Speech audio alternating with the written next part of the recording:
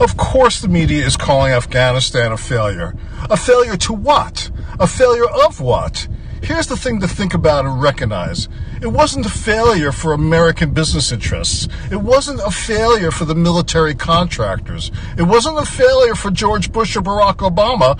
They both served 2 terms as president instead of being charged with war crimes.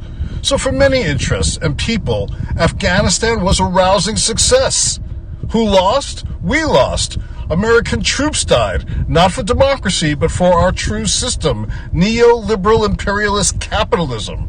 Remember, when we invade a country, yes, the military invades, but they are paving the way for the true invasion. American business interests, harvesting the crops, drilling the oil, mining the resources. This is what is euphemistically called nation building.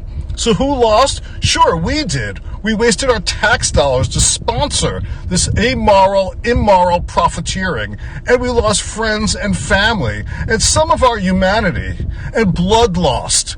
Blood spilled, because blood has no value to these greedy profiteers. It's an endless resource to be squandered, to run in the streets. American blood, Afghani blood, male blood, female blood, and the blood of children. Worthless to the government, worthless to the military contractors, worthless to the American business interests, all of whom believe there is always an endless supply of blood.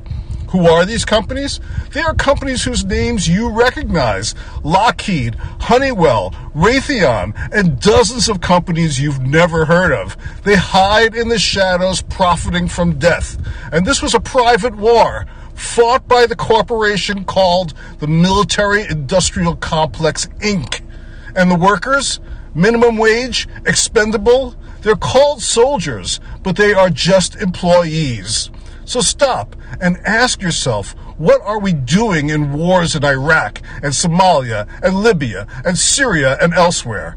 We are making money the old-fashioned way, by destroying countries